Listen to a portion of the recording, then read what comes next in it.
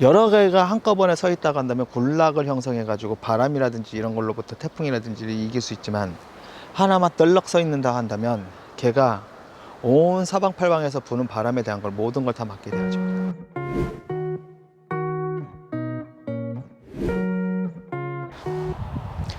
안녕하십니까, 건축사 안선생 안홍준입니다. 오늘은 이제 오늘은 또 보러 왔어요. 땅은 설계할 때 여러 번 봐야 되거든요. 그리고 오늘 보는 이유는 이 임야 안에 이제 단독주택을 설계를 하게 되어집니다. 단독주택을 설계하게 되어지는데, 주변에 있는 시설들 간의 어떤 높이에 대한 어떤 레벨적인 부분에 대해서 오늘 이제 체크를 하게 되어집니다. 도구요? 없습니다. 도구는 이제 눈이 도구예요. 근데 이제 어떤 걸 기준으로 보면요, 주변에 있는 건물에 대한 높이를 기준으로 내가 서 있는 높이가 어디인지, 지난번에 제가 밤에 와가지고 찍었을 때는 저 위에 맨 위에 서서 나무의 가지들의 특징을 보고 그 가지들을 찾고 그 가지의 높이가 어느 정도 되었는지를 갖다가 체크를 갖다 했었어요. 그러면서 이제 경사 따라 내려가면서 대략 높이가 어느 정도로 바뀌고 있다라는 걸 봤고, 오늘은 이제 거꾸로 저 맨 아래 도로에서부터 앞쪽에 있는 건물의 높이가 어느 정도고, 그 높이에 내가 서 있는 위치가 대략 우리 지적 라인에서 위치가 어느 정도 되어지니까 이 정도면 대략 어느 정도씩 어느 정도 몇 퍼센트 경사로 내려오게 되어진다라는 게 이제 보여지게 되어지는 거야. 그게 이제 역으로 갔다가 이제 다시 한번 체크가 되어지는 거죠.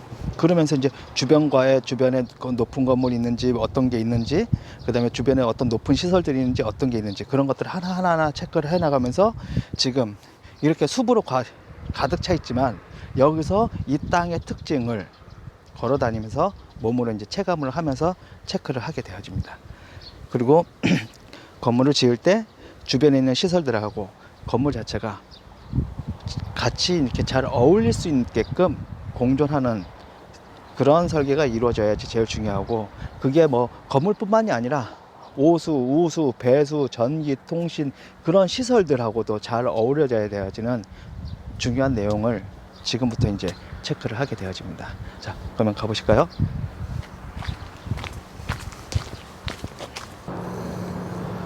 우리 땅이 역 끝에서 저쪽 방향으로 안으로 들어가서 저 건물 있는 방향으로 푹 나가는 이 영역에 존재해요.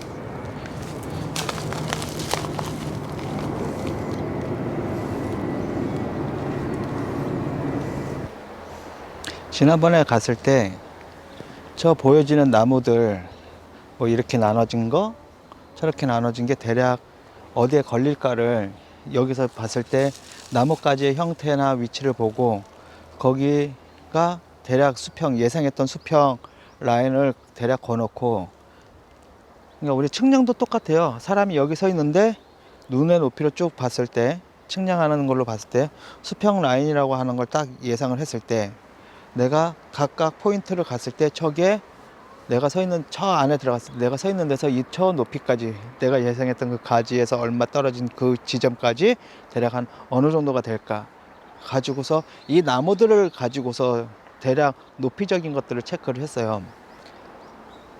그리고 오늘 와가지고 이제 거꾸로 이제 밑에서부터 위에까지 올라오는 라인에 대한 걸 보고, 그다음에 이제 저 평탄화가 되어져 있는 거, 그다음에 측구가 만들어져 있는 거, 물 처리하는 그런 거 만들어져 있는 거, 그리고 옆집과의 어떤 관계들, 그다음에 저 안쪽에서 어떤 경사, 그런 것들을 입체적으로 이제 머릿속에 이제 담아가는 날이에요, 오늘은요.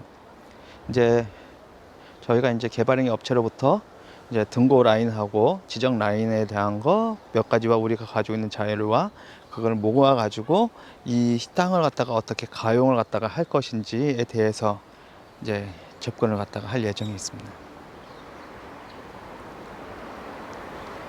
그리고 지금 보여지는 나무들 중에서 살려야 되는 나무와 그다음에 살리지 않아도 되는 나무들, 그 나무군에 대한 것도 체크를 해야 되는 상황이고요. 좋죠. 근데 나무가 워낙 이렇게 길쭉하게 이렇게 나무가 서 있어 가지고, 밑에 있는 것들은 사실 자풀이나 마찬가지고, 높이 서 있는 나무가 여러 개가 한꺼번에 서 있다고 한다면 군락을 형성해 가지고 바람이라든지 이런 걸로부터 태풍이라든지를 이길 수 있지만, 하나만 떨럭 서 있는다 한다면 걔가 온 사방팔방에서 부는 바람에 대한 걸 모든 걸 다 맡게 되어집니다. 그렇기 때문에 제가 저거 살려면 좋겠다라고 생각을 하지만 시간이 지나면서 그거 하나만 남았을 때 혹은 그 몇 가지만 남았을 때 걔네가 살아날 수 있는 확률은 상당히 적어집니다. 그런 생각까지 많이 해야 됩니다.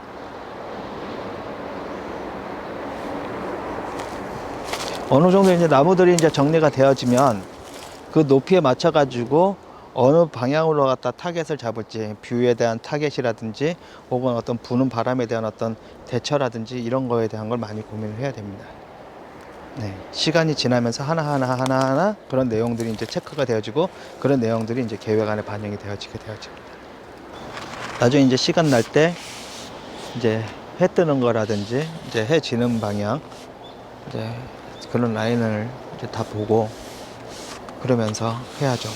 가지고 계시는 땅이 집 들어서 괜찮을지 아니면 여기다 이걸 해야 되는지 아니면 하지 말아야 되는지 땅이 어디까지 사용하기 편한 범위인지 아니면 어디는 뭐 대지 면적에 포함을 시키지만 어느 정도는 제외를 시킨다든지 이런 것들을 좀 이렇게 가감없이 설명해 드릴 수 있으니까 뭐 언제든 그 토지 관련해서 궁금하시면 언제든 전화 주십시오.